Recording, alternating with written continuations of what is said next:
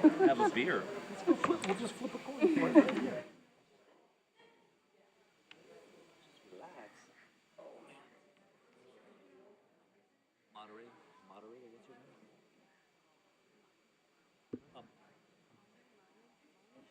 Can't get a better chair. He's not listening. I know. I gotta be laser focused here, okay?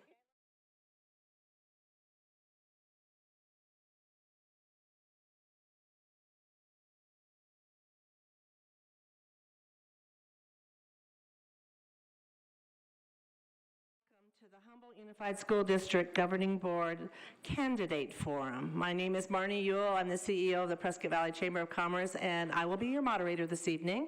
I would like to introduce Kim Minoski, who will be our timekeeper, and then Kim Lopez is a member of the ambassadors, is joining us as an assistant. So we appreciate you all being there here tonight to hear from our candidates. A few things. We will be televising live over Channel 56 and our YouTube channel. It'll also be recorded for future playback. And I'm going to ask you please to all silence all your cell phones so we don't get any ringing through the middle of this or in the middle of an answer to a question. Candidates will be presented prepared questions. They'll be afforded the opportunity first to introduce themselves, then they will have a series of prepared questions, and then they will have 2 minutes for a summation at the end. Questions will be rotated through each candidate, with each of them getting a chance to answer first or not first, such is the case. And we will not be taking questions from the audience. However, they are invited to meet with you afterwards if they're so inclined, and that will be up to them. When we finish with the questions and the summation, then we will be closing the forum. So with that, I would like to welcome the candidates, and thank you for giving us your time this evening and to speak to, our folks in Prescott Valley and giving us your views and telling us about your reasons for running for the Humboldt Unified School District. And we're going to start with the opening, going left to right, but when we go to the closing, we'll go from left to we'll go right to left, we'll go left to right at the closing. So Mr. Gray, if you would start, and then we'll go on through the line. Thank you very much. Well, good evening. Thank you, everybody, for being here. A big thank you to the Prescott Valley Chamber of Commerce, to your board for supporting doing this, and to CEO Marnie Ewell for stepping up to be the moderator. And thank you, saying to the other candidates, for being here. It's great for the four of us to be in the same place at the same time. My name is Ryan Gray. My wife and I and our family have lived here up in the Quad Cities for the past 10 years. And my wife and I are proud HUSD parents. Our daughter started as a Humboldt Panda. She was a Bradshaw Mountain Bruin and is currently a Bradshaw Mountain High School Bear. Go Bears, by the way. Hard for me not to say that. My day job, so I work at Yavapai College in instructional technology, focusing on using technology in teaching and learning. And I got a master's degree in educational technology to help that. That's kind of a little of my background.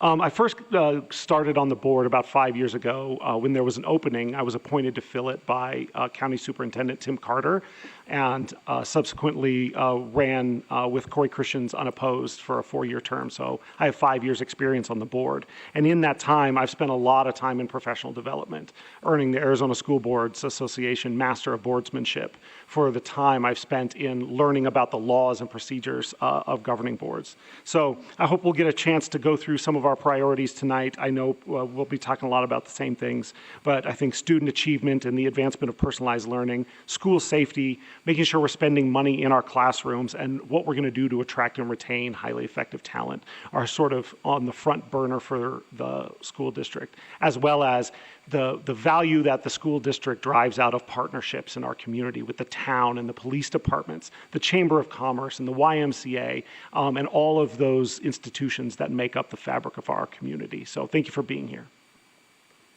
Thank you. Ms. Wilcott? My name is Brianne Wolcott. I'm 35 years old. I have a degree in psychology from the University of Phoenix, and I've worked in the criminal sector for the last 17 years. I'm married to a loving man, Christian. He's a veteran of the United States Marine Corps, which I'm very proud of. And together we're raising our 3 children, Gage, who is 13, Henley, who is 6, and Mila, who is 5. My family moved to Prescott Valley from Phoenix nearly 2 years ago because we were attracted to the culture here. We were impressed with the school district, and we knew this is exactly where we wanted to raise our family. Having come from another city, I can attest to the fact that HUSD is unique. There's a clear and remarkable partnership between parents and teachers, and the staff has demonstrated a genuine commitment to the success of the students. What I've also observed, however, is that the current governing board lacks diversity. If you've ever attended a board meeting, you've likely noticed there is rarely any meaningful discussion on any given topic. It's essentially an echo chamber, and it's not an accurate representation of our community. It's time for new faces and diverse thinkers to have a seat at the table to work through the issues our district faces. We need to bring balance to the board. If elected, I will put parents back in the driver's seat.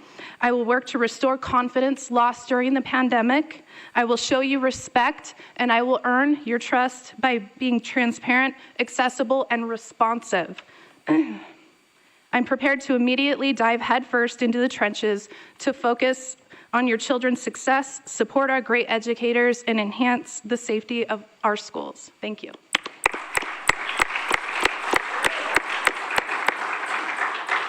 Mr. McGee. Check. Okay, we're good. My name is Tim McGee. I'm a family nurse practitioner as well as an Air Force veteran. Go Air Force. My qualification to run is that I am a father, not a birthing parent, of 4 children in the district, with the youngest in kindergarten and my eldest is a senior. Every day we seem as though we see parents attempting to recall boards throughout the nation, which shows boards are making decisions against the will of the parents and appears to have lost track with the purpose of education in our country today. This has occurred here locally with our school board. Our education system has been on life support for years, and it's time and it's imperative that we pull the plug. We need to come together, set aside political differences. I don't care if you're liberal, Democrat, Republican, get that out of the school district.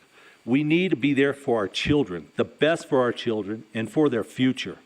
We are all to blame. Every one of us is here to be blamed for letting our education system become what it is today, less than what it should be. Why is that? It's because each and every generation before us wanted to make life easier for our families, and we didn't want our children to have to work as hard, as struggle as we did when we were growing up. All this has done was to create a weak generation, a generation that is more concerned about pronouns and TikTok and Facebook and how many likes they get. We need to educate our children, be prepared for what life challenges they may face. We need to get back to basic education. Failure to plan is planning to fail. We need to stop and reevaluate our educational purpose, and the superintendent should listen to the parents' constructive criticism. It is clearly time for change. Get rid of the old and bring in fresh, motivating members. I'm running for a school board so that parents are represented on the board, and I'm seriously concerned the future physical and psychological safety of our children in regards to the way the nation is heading. Thank you, Mr. We have Wilcott. to step up and make change now. Thank you. Sorry. It was that check that went over. Give you a longer opportunity the next round. Ms. Baizan, please. I would like to also thank the Chamber of Commerce for hosting the forum this evening. My name is Liana Mazan, and I'm 33 years old and a graduate of Bradshaw Mountain High School. My husband and I have been married for 16 years. He's a local firefighter as well as a Black Hawk pilot for the Army National Guard. We have 4 children, ages 14, 12, 8, and 6. My platform is simple: parental rights, back to basics, and protection for our students. These phrases should be met with applause and encouragement. However, I have been labeled dangerous and just a mom. Most parents and some educators are unaware that, most parents and some educators are unaware of the extensive Parental Bill of Rights protected under Arizona law. A quick Google search produced several articles about the learning loss that occurred because of remote learning. The safety of biological gender-specific restrooms is clear.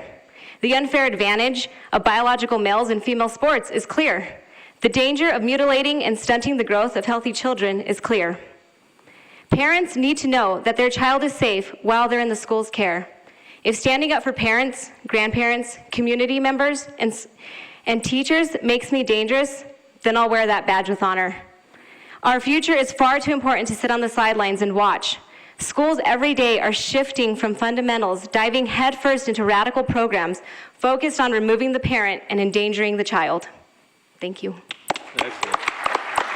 Thank you. Okay, we're going to go back to Mr. Gray to start the questions. And I know in your opening statement, many of you answered part of this, but this is a little opportunity to go more in detail on why you are running for the Humboldt Unified School Board. Thank you. So you're right. A lot of people touched on that. You know, I would echo that. You know, my first exposure to HUSD was as a parent. In fact, the first day that I was up here, I walked into the office of Humboldt Elementary School and met the people there, talked to them, tried to figure out if our kid could go there. I left and called my wife and says, we can move here because of the atmosphere and the family that was there. So in 5 years of serving this district, I've been able to spend time on campuses. As a governing board member, you know, our roles are non-paid. It's a volunteer thing. I spend my vacation days on school visits and at conferences learning about the things that we do here. So my choice to run, it comes down to this. The Humboldt Unified School District is unique. I would agree with that. And it faces a number of challenges and has a number of opportunities before it. And ensuring that we make sure we navigate those challenges well and that we take advantage of the opportunities needs a governing board that is cohesive and that works together and works collaboratively, that values parents, that values teachers, and that always keeps students first. And I believe change is coming to this governing board in the coming years. I think that change is welcome. This governing board hasn't had a contested election in something like 16 years.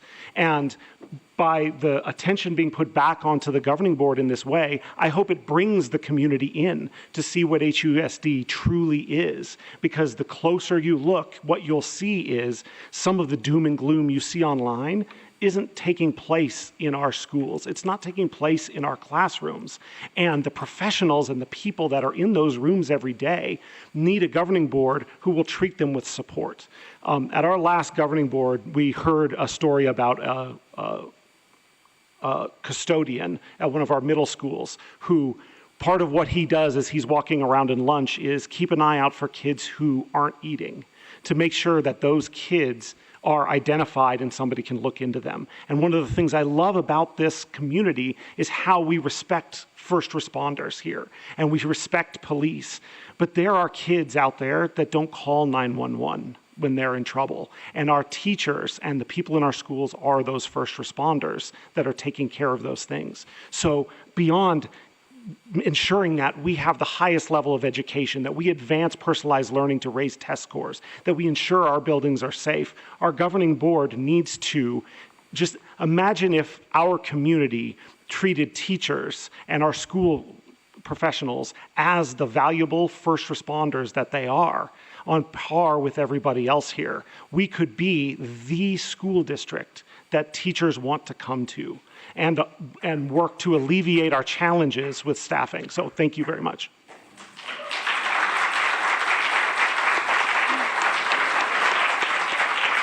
Mrs. Wolcott? I'd start by saying, Mr. Gray mentioned that he values parents. I will say I do not feel valued by the board whatsoever. They do not listen to parents, and that's the number one reason I'm running. These are our children. We should have a say in what happens and how the board votes, and we should be respected and listened to. The catalyst for my decision was going to, last year, there was a board meeting to re-implement the mask mandate. And the board ultimately voted in favor of re-implementing that mandate despite a room full of people, person after person, getting up and saying, this is not what we want for our children. They did it despite that, and I do not feel respected. To shift to the point of, yes, you can Google, and there are radical agendas available that you can read online. I do not think those are being taught in HUSD, but I don't trust the board, and I think that there's a slippery slope here with the SEL, and we have to be careful. These are our children. We have conservative values in this community, and they need to be respected and observed, and we need to have a say. We need to put parents back in the driver's seat and remind the board that these are your children. We want to hear, I want to hear what you have to say. I want to implement things that interest you. I want to be a voice for all parents.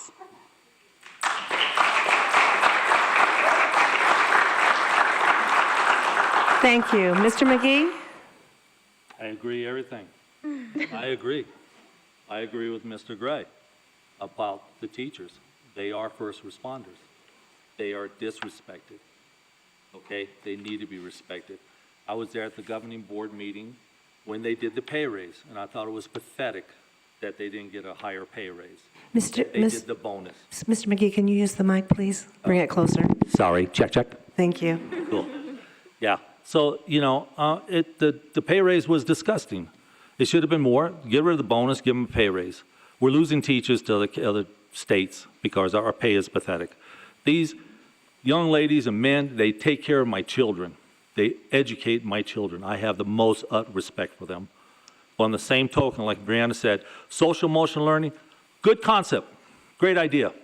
But I'll tell you right now, I was promised that critical race theory is not going to be implemented. But you look at the curriculum underneath social emotional learning, read it, learn it, and then talk to me, okay? My kids, I don't need no more psychological or emotional damage done to my children by this school board or this administration, okay? This mask mandate, the distance learning, the online learning has damaged my children and children nationwide. I am running for this board. I work full-time, 2 jobs. A lot of us parents, this is a 2-family income, and how many single moms are out there? We don't have time to continue to read everything that the children are being taught. So I'm there. I'm the buffer. I'm going to watch everything that we do. And it ain't going to be this 3 days before the board meeting, you're going to give me a new curriculum. I'm going to want this sooner, or I'm going to abstain or hold my vote. I am due diligence. As my job as a nurse practitioner, as a medical professional, is to do no harm. And I vow I will do no harm to the children or the teachers of this community. Thank you.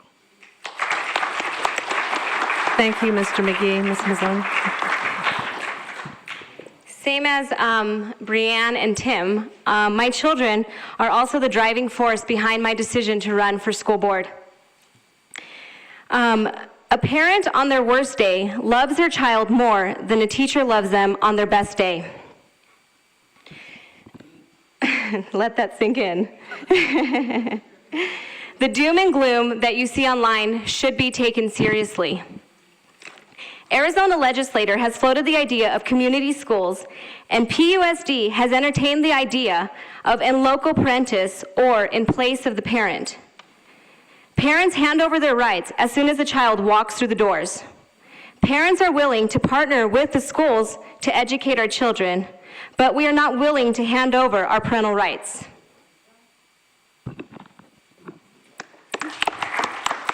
Thank you. Okay, question number 2, and we'll start with Mrs. Wolcott. And this is an overview. What do you see is the function of any, but of this particular Humboldt Unified School District Governing Board?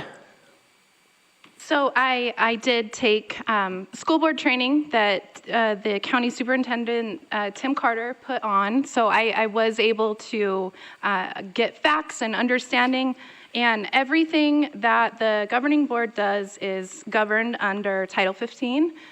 There are duties that are must or shall. The statute says shall. and then there are duties that are discretionary powers. The pages, I mean, I have the statutes here. They're 8 pages long. So essentially, the shalls are the superintendent, which we have a fantastic superintendent, if I can just inject that in there. We hire, the board hires and oversees the superintendent. And they do create some curriculum. They do, so that would be under the discretionary powers. This is number 20. And this is a big focus because I think it's relevant to my platform. Establish alternative educational programs that are consistent with the laws of the state to educate pupils, including pupils who have been reassigned pursuant to section, and it goes on to say, cite a different statute. So at the end of the day, I think that we do incorporate a lot of decision-making when it comes to policies. We create policies which are ultimately carried out by the superintendent. But I think the most important thing, and this is the part that's overlooked by the current board, is that we're a voice for the community. We work for the community. That's what the board is designed to do, is to get feedback either directly or via the superintendent and carry that out. Thank you. Mr. McGee. Can't follow that. You know, she nailed it. I mean, duties of the board, very vast, in depth, you know. Me, if I'm elected to the board, like I said, I'm protecting the children, I'm gonna protect the teachers, and of course, if elected, I will do the due diligence of learning more about the board and the functions. I have read it. I went to the same class, Brianna, and she hit on every subject that's important. My bottom line is concerning basic education is brought back to the schools and make sure our graduates, my daughter who's graduating as a senior, is prepared for the future. I mean, right now, I went to a fast food restaurant. There was a kid behind the register. I paid with cash. Biggest mistake. They couldn't count back the change to me. So if that's an indication of the education, then we in some serious hurt. These children that we're representing, they're our future. They're going to be our future. Nurses, doctors, engineers, electricians, everything. So we need to really invest into this. The school board needs to get active, and let's revamp the program. Sorry. She hit it all. Thank you. You didn't get the bell. Mrs. Mazzone. No. I also have taken classes with Tim Carter at the YC ESA offices. I've spoken to parents, teachers, and have had conversations with Mr. Podest. I've researched and taken classes in Zoom meetings through the Heritage Foundation. I understand state standards and expectations and their intricate relationship with curriculum development. I've sat through board meetings gathering information and knowledge about Humboldt Unified School District. I've observed the complete disdain some members have towards concerned speakers during open forum. While some, such as Mr. Podest, reach out to speakers, most members condescendingly rattle off laws understood only by those who have had proper training. The United States has the highest percentage of single-parent homes in the world, and dual-parent homes are often dual income, even more so now with skyrocketing inflation. Naturally, things will fall through the cracks, even for the best of parents. I will bring transparency and bridge the gap between parents and school board, making choices for our schools that put the safety and well-being of our students at the top, without overstepping the rights of parents and guardians. Thank you. Mr. Gray. I would echo, yeah, so the role, in general, the role of a governing board is actually far more narrow than most people believe. And you're right, it's very specific laid out in statute what boards can and cannot do, and what they can, what they may do or may not do. And most, school boards set policies for districts, but I would say something like 98% of all the policy in HUSD is transcribed directly from law. The legislature in Arizona does a lot of education policy at that level. So it becomes our job to ensure that we are enacting those policies and turning the execution of those over to the superintendent. Ms. Walcott, I would agree, we have a fantastic superintendent. the highest achievement I've had on the governing board was being able to serve as president for the search and hire of our current superintendent. And there's no way to underscore too much how much leadership for a school district means. And so because we've kind of talked about the nuts and bolts of it, some of the other things that school boards need to be aware of is that they set the tone for a school district. And boards that are contentious can lead to school districts that become stagnant. They have to provide vision beyond just the votes that they cast, but in the way they collaborate and talk. Sometimes their discussions are just as important as the ultimate vote that takes place, because staff have to interpret those and use them. Governing boards cannot meet unless they are in a public forum, right? Governing board members who are here tonight, if I went up to one of them, I cannot discuss anything that has to do with the governing board, because in the state of Arizona, the public gets to see everything that a governing board does in those actions. And then the other thing to remember about the role of a governing board is that individual governing board members have no power and no authority on their own. Unless we are gavelled into a properly called meeting, I am just another citizen. I am just another parent in the district. It is by a majority vote of 5 that my vote has any power. So the key thing in the role of governing boards is collaboration. Collaboration with each other, reaching consensus, and collaboration with their district administration, so that governing board meetings are left with a district that knows where they need to go, understands what needs to happen, and the voices that came to get there, while they may disagree, once a decision of a board is made, that becomes the decision of the board and becomes the policy of the district. Thank you. We'll start with Mr. McGee, and this is a fun question because I threw this one in there. The Prescott Valley Chamber of Commerce has had a long-standing relationship with the school district and its schools in connecting our business community with education through programs such as Adopt a School, welcoming new teachers, career fairs, and other programs of assistance. What other opportunities do you feel would be beneficial in supporting our students and schools? And that's business and education working together. Mr. McGee. You have a minute to collect your thoughts. Oh, yeah, really? Wow, that's a good one. You got me on that one. No, I think we need more business and check. All right. We need more business involvement with the community and the schools. I agree.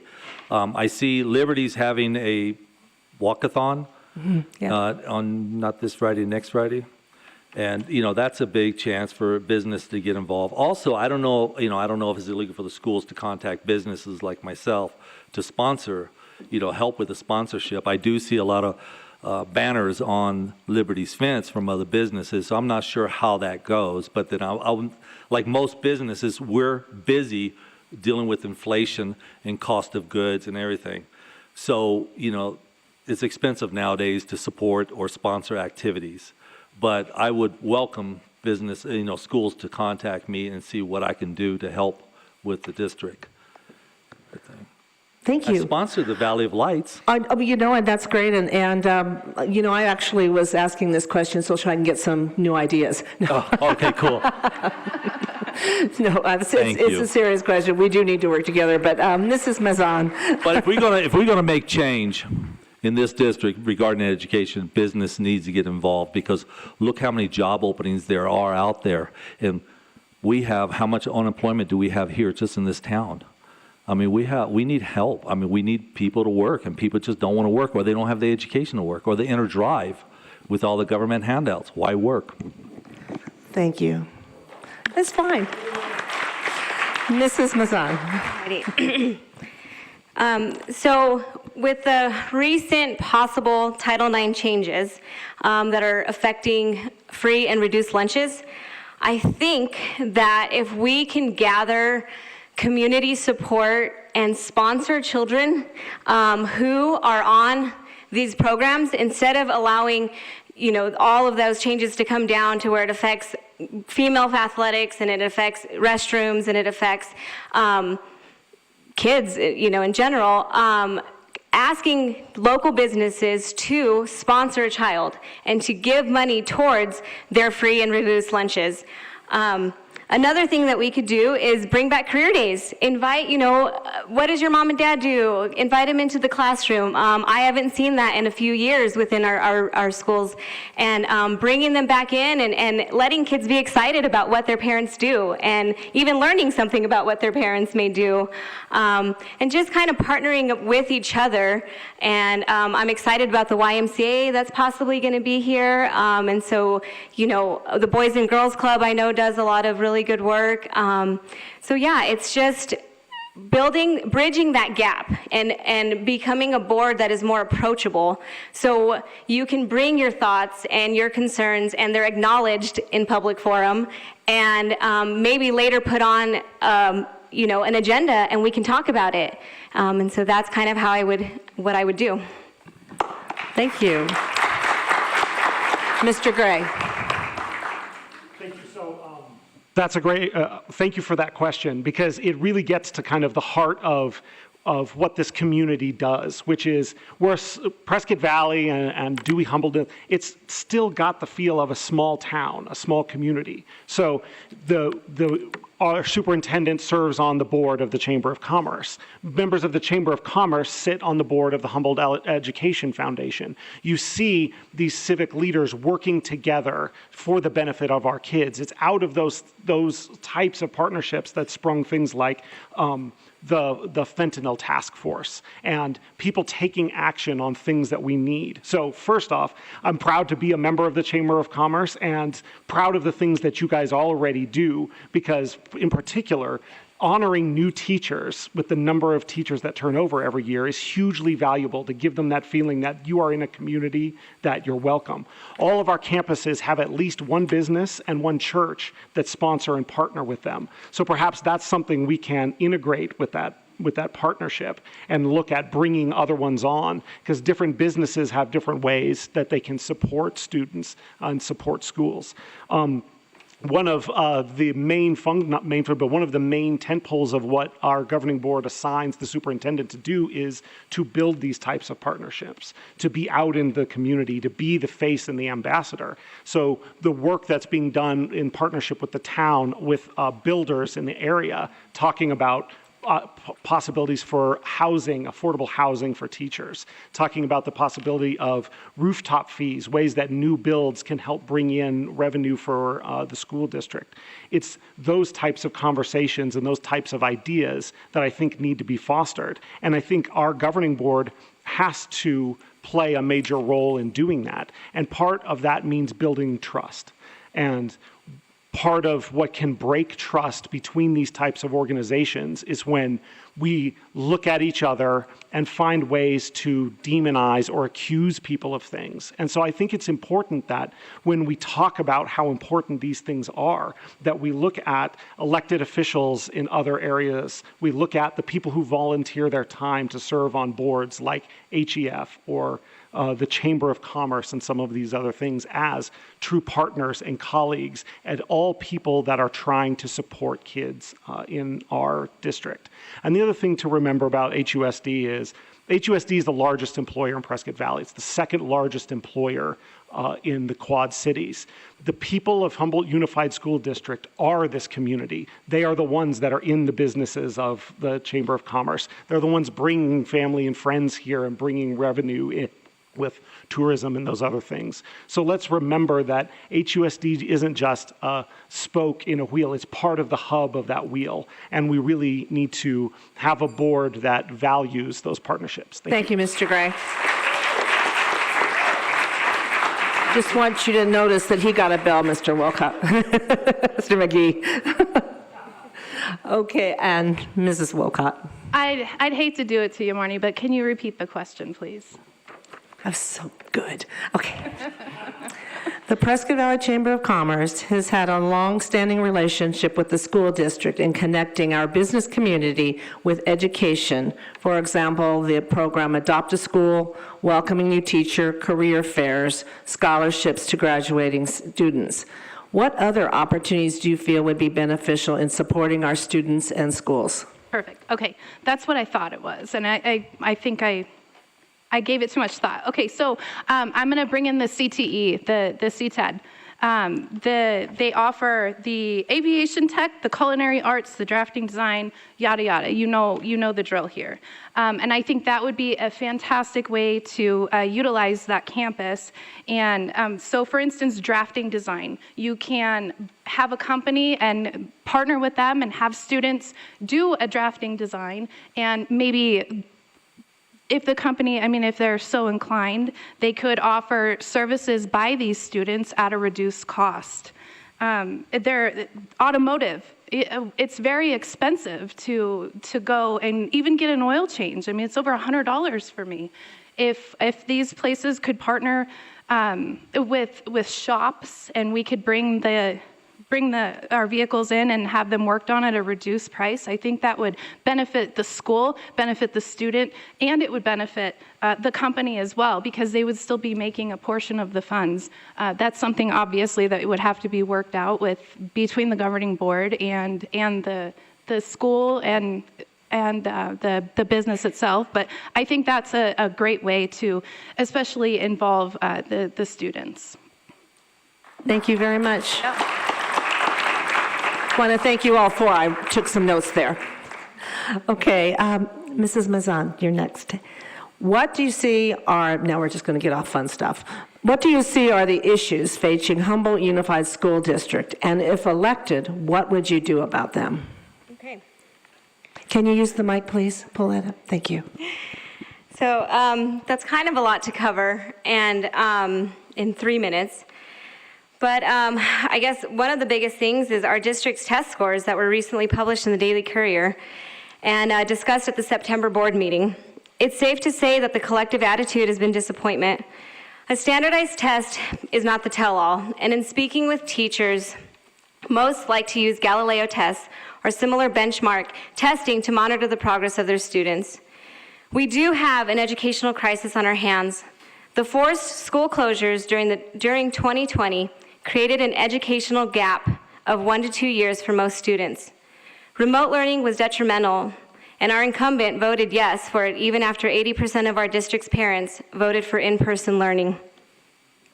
To meet certain SEL requirements, children will be pulled from valuable classroom instruction and forced to catch up on their own time, further exacerbating the problem. There are already additional cross-curricular standards in place. By the time students settle down, use the restroom, gather the supplies, the core content is rushed and ill-taught. Our teachers do not need another program on their plate. It's full enough. They do not need to be blamed for low test scores, but we also cannot expect our students to excel on standardized tests when they aren't expected to excel in the classrooms. Standard-based grading removes clarity, accountability, motivation, and identity. It eliminates the definition of success, and I strongly support returning to letter grades and focusing on what is important: reading, grammar, math, science, civics, shifting the focus back to basics.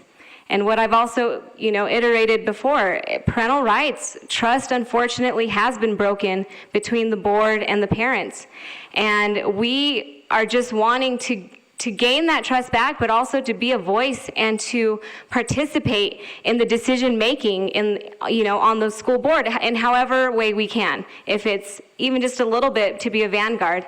I do understand that HUSD isn't teaching a lot of this stuff currently, but they're implementing it slowly. And the danger, if it's left unchecked, is that we're going to look like a lot of the districts across the nation that you see. Oregon has a law that high school students, high school seniors do not have to know how to read to graduate. So I'm not interested in that. I'm interested in focusing on the basics, in protecting our students, and giving parental rights back to parents because they are protected under Arizona law. Thank you. Mr. Gray. Thank you.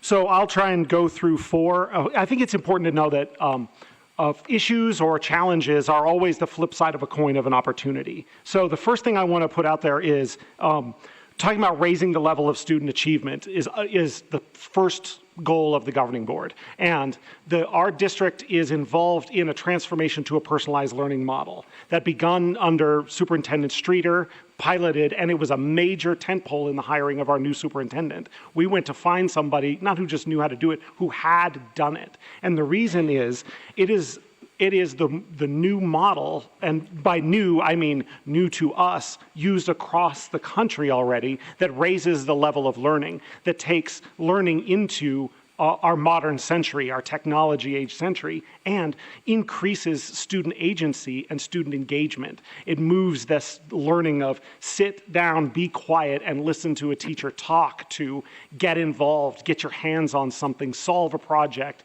the sort of things that your kids come home and talk to you about. What did I do in school today? Instead of what did you do in school today? Nothing, that sort of thing. So that's something that is an opportunity. We need to keep it going, or it could become a challenge if the board were to let that falter. The number one challenge for our HUSD is funding. We need a stable and reliable funding source. HUSD is in the 12th percentile of districts in Arizona in funding. It puts us at a disadvantage in all sorts of places. And it is the number one reason why creative things or new ideas or things come up, simply because you only have the budget you have to spend. And along with that, the budget you have to spend comes late. The budget for this year wasn't passed until June. The district needs to put out contracts for the next year as early as March. Districts are asked to make concrete commitments when we do not know what resources we're going to have. So influencing the legislature to stabilize that is hugely important. Quickly, and along with that, staff pay. Your comment about the raise, I totally agree. But HUSD spends more per teacher and spends more in the classroom than the state average. Our governing board funnels every penny of 301 money goes to teachers' salaries. I challenge you to look at the auditor's report and look at where HUSD spends its money. Low in transportation, low in administration, low in overhead, above average in the classroom. And finally, one of the challenges that we're facing now is misinformation. It is simply the quotation of things happening elsewhere that we need to be suspicious of our teachers about. And that has become a rising concern for the future of our school district. Thank you. Thank you, Mr. Gray. Mrs. Wolcott. I'll start by saying I'm not suspicious of a single teacher. I think the teachers in HUSD are fantastic. I haven't had anything but brilliant experiences with the teachers in HUSD.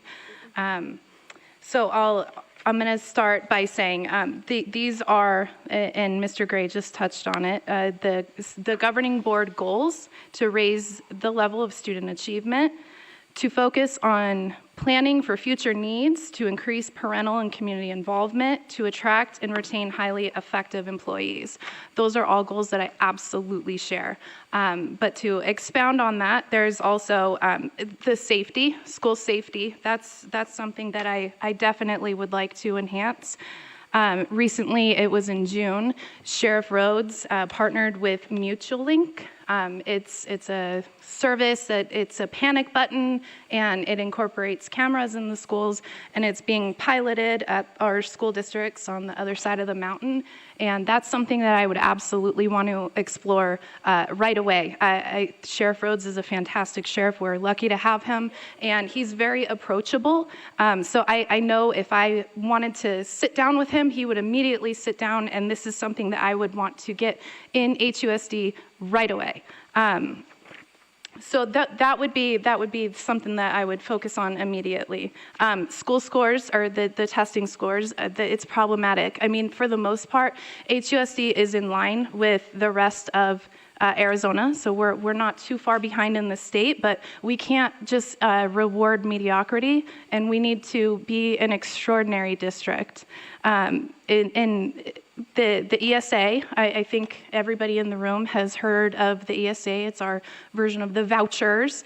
That's something that's knocking on the door too. And if that does pass, we do have to kick into gear and be competitive. We will lose students because they can go to any school they want.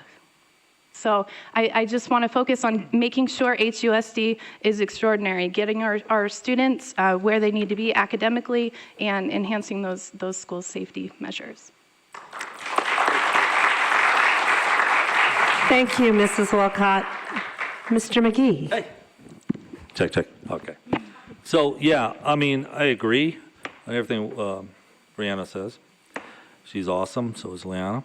And Ryan, you got some good points, too.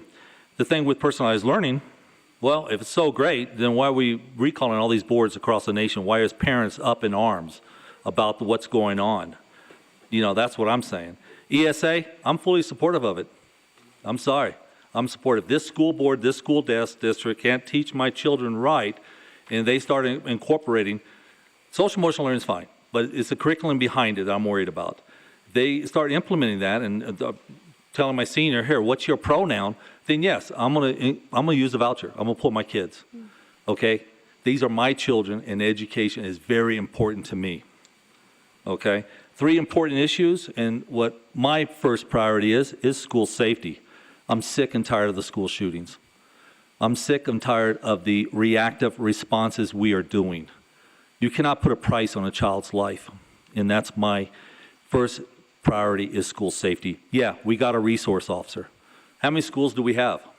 We have 2 resource officers. Okay. And so, you know, resource officer was a great move, and I think the board did a great deal on working together and getting a resource officer. I think it's great, but it should not stop there. Spending what, $250,000 on somebody to come out there and assess our security? As an ex-law enforcement specialist, anybody could look at it and see how vulnerable our schools are. And my children are the world to me, and I would do anything to protect them. Second is basic education. You know, stop pushing more curriculum. Let's redo. Let's go back to the fundamentals, and let's start teaching our children. You know, that's the bottom line. I don't care about these ideology ideas and social emotional, all this other stuff.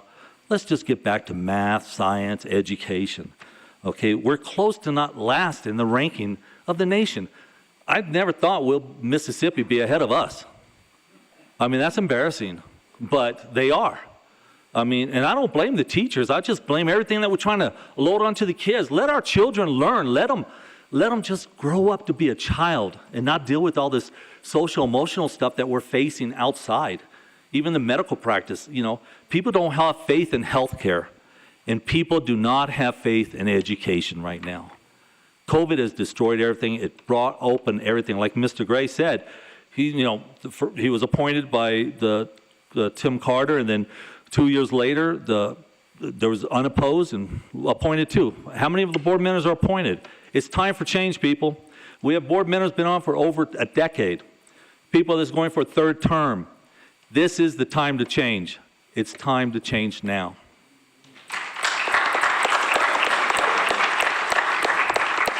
Thank you, Mr. McGee. Mrs. Mazan. Are we closing? Oh, I was like, you were the last one on that question. but I can talk some more. Okay. No, thank you all. Okay, we're going to the summation now, and thank you all on answering the questions. We're running really excellent on time, but and now closing. Please, we'll start with you, Mrs. Mazan, and then we'll go to Mr. McGee, Mrs. Wolcott, and then finish with Mr. Gray. Thank you. I know I will not resonate with everyone. That isn't my goal. My goal is to open the floor to discussions and solutions between community, superintendent, and school board with the preservation of traditional learning, parental rights, and children's innocence and safety at the forefront. HUSD is currently in its infancy stages of implementing SEL. If left unchecked, eventually what started as a good intention becomes schools teaching a set of values in line with their beliefs, and values taught and encouraged at home are undermined. During the recent joint study session between HUSD and PUSD, no one could define CRT. The board members acted as if the fear surrounding CRT is based on conspiracy and lack of understanding. CRT is a lie, and it is a poison based in lies. I am a Hispanic. I went to public school. I was on free and reduced lunches. I graduated with honors from Bradshaw Mountain High School a year early, and it triggers me when somebody looks at my 4 almond-toned children and tells them that they're going to be disadvantaged because of the color of their skin. We can say that this, it's not here, but it's coming here. And we have to be a vanguard and stand in the way. And I would be honored to have your vote. And I will work my hardest to stand watch over our children and your grandchildren and the district. After all, I do have skin in the game. Thank you. Thank you.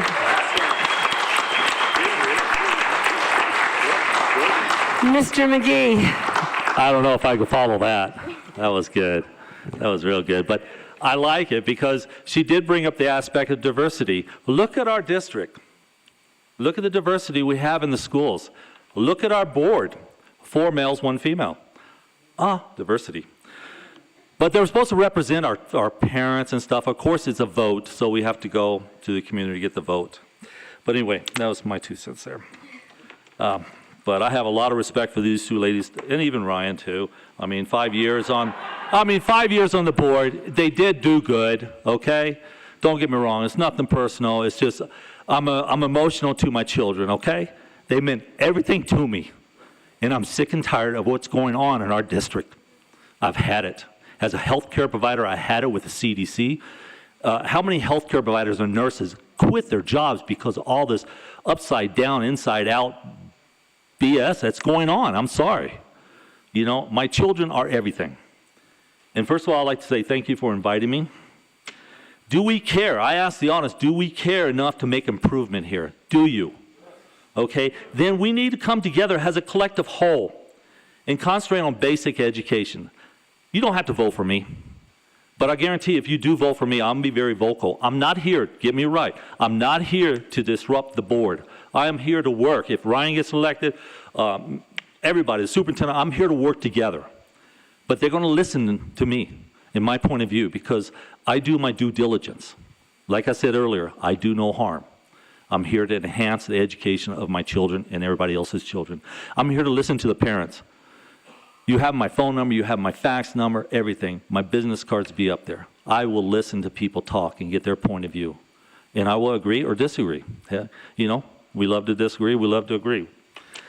We don't need to brainwash our children or let our children enjoy their childhood. We need to let them enjoy their childhood. Thank you. I got one thing I have to say. I care for all children, want them to see them successful, graduating, than having to rely on the government instead of relying on the government for handouts. But I'm not saying they have to be prepared for college. I think the trade schools are more effective in training our children, as Mountain Institute, JTED. Thank you, Mr. McGee. Sorry. Bill you for the time. I had an emotional moment. Mrs. Wolcott, please. You both made me emotional too. Jeez. Sorry. I want to say it may seem that I'm a combative person. I'm not a combative person. I'm truly not. Our country is incredibly divided right now. We all know that. If I'm elected, I want to work with the board. We have differing thoughts. We have differing values, we have differing beliefs, but we're still humans, and I'm willing to work, and I want to have the tough discussions, and I want to work well with the board.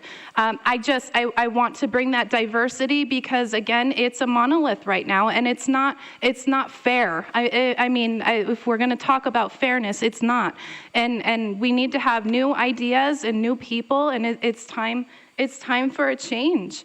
I have a vested interest in the district. I have 3 children. My 2 young girls are in kindergarten, so they're beginning their school venture right now. I'm going to be in the district as a parent for many years to come, and I'd like to have a say in their future. If you agree and my values align with yours, I do ask for your vote. And to compound that, I ask that you please also vote for Liana, because I think the board will benefit from her as well. Together, I think we can move mountains. So, thank you. Thank you, Mrs. Wolcott. Mr. Gray. Thank you. So again, Ms. Ewell, thank you for moderating. Thank you to the Chamber for having this event. And thank you to everybody here. There's lots of people who like to comment and like to complain, and there's few who stand up and say, I want to get involved and I want to do something about it. Everyone on this dais is one of those people. It's not easy to do. And so thank you for doing that. I would be remiss if I didn't ask everybody. We didn't really get into safety. I would love for you to know things that I've done about safety since the first day I got on this governing board. If you Google me, my website, I have information on SEL and CRT. I have information on what we're doing with safety, including the type of integrations that she was talking about, the YCSO, that are already underway. And look at my page on Facebook. We're trying to put a lot of information out there so that voters can hear more than just what we can do in an hour. And finally, I would just leave you with this. You know, it's important that a governing board reflect the community it comes from. And while I would, not to point him out, but I bet my friend Paul Ruwald in the corner would argue with the idea that the current board is a monolith. There are a ton of things that he and I disagree on, but we work together every day. And change is coming to this board already, we know that. And I wouldn't speak for either of the other three, but you're right, the other three members have served for some time. It's very possible that there might be 3 open seats or 2 open seats that come up 2 years from now. And I think there's a lot of people excited about what that could mean. But keep in mind what it could mean when the board of directors of, say, a corporation completely turned over in 2 years. What might that mean for that organization? So I would just ask, I understand there's many people in here who I'm not their first choice, second or third, but just consider, if I'm not your first choice, ask yourself, might I be somebody who could help bring in that next generation of people who are going to serve on this board? And I would ask, consider me. I'm Ryan Gray, and thank you so much for being here tonight.